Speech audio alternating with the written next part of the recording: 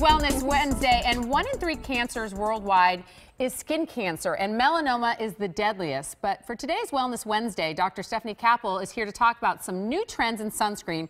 But let's first go through the ABCs of melanoma. So there's what you can look for on the ABCs. Walk us through this. Absolutely. So we always say the ABCDs are things that you worry about when you see something that's a little bit irregular looking in a mole. So A stands for asymmetry. If you draw a line down the center of a mole, if the two sides don't match, that's a little bit more concerning. B is border irregularity. So any jagged edges are a little bit more concerning as well. C is for color variation. So any mole that's not all brown, there's little areas of darker pigmentation or like black or lighter color, that's a little bit more worrisome as well. And D is diameter. So anything greater than 6 millimeters, which is how big is 6 millimeters?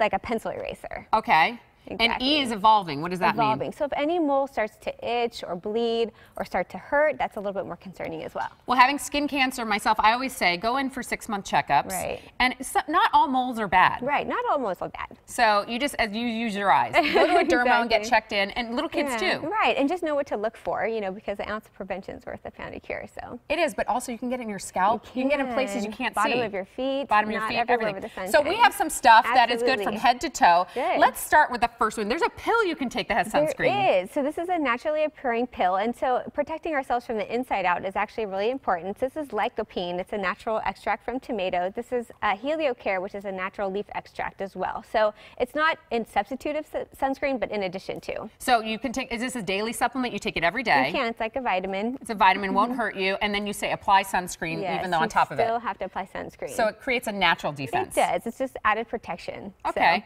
So let's go. I have 2 kids, and putting on sunscreen is such a battle, but for little kids it's very important. So we have a couple things that you can do and use. Yes, and they're fun. It's like mousse, so they can kind of play with it. So there's like Super Goop has a mousse, but it's like my kids will think they're like shaving, like daddy or mommy. Fun, and they could have mousse fights with each other and apply it, and it's lots of fun, and they don't really get too bothered by pulling them out of the pool to put it on. I have a question for you. They also have like little sticks, and this has minerals in it. It does. It's a mineral-based sunscreen, which is great, and it's easy for them to apply themselves, and so it kind of empowers them so they can apply it themselves. And it can get little ears. But I have a question about sunscreen with kids. I'm a mom. I have it in my bag. I leave it in the car. How good is sunscreen? How long can I keep it for? So it depends. So usually about 3 years, but if it's kept properly, in indoors and out of sunlight, it can be good for 10 years or even more. So keep it nice and not in a warm place. So in my car is not the best place. No, not the best place. But in your medicine cabinet is fine. So makeup now has sunscreen in it. Now these are interesting. These are like mineral-based, like powders and stuff like that. It is, and it's great. And it's great for reapplication because in the morning when you put your sunscreen on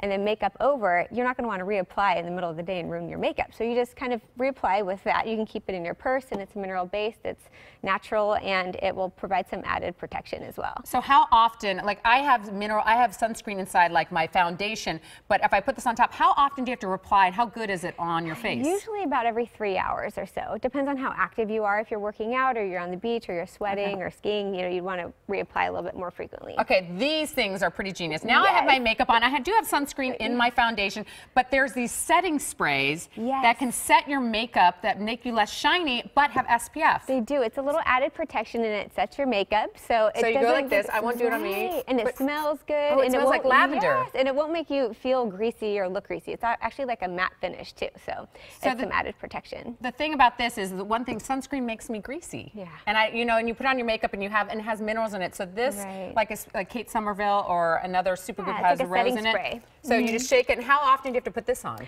Usually, every couple of hours or whenever you feel that, your sunscreen may be wearing off if you've been working out or sweating or in the sun. It's a good thing to just throw in your purse, and it's an easy set to make your makeup look good and to add protection. So we got our kids ready, we got our makeup on, we got it set. Now I'm going to worry about lips. A lot of people don't think about lips because people just have chapstick. What do we look for in our sunscreen and lips? So you want to make sure that you have some SPF in a chapstick that would go under your lip gloss or your lipstick, because lipstick or lip gloss alone usually will look great, but it won't have any protection. So can you put this on, like Sun Bum has like different flavors for kids. It has coconut, and Cola also has colors, which could be like a lipstick. Yes, so it's providing an added little color to the lips and protection as well. And then kids love it because it tastes good and it smells fun, and there's different flavors. I would keep these in the backpack for the little ones, especially with the sticks. Absolutely. Now, what about hair? Does hair need sunscreen? Yes, it does. It's an actual, filter for UV light for not only the hair but the scalp. So especially with kiddos, if you're putting their hair in 2 ponytails and the part can get burned, and that's where skin cancer can happen later on if you're exposed too much. You put this on. You can put this all over your hair. This is called Renee Federer, and then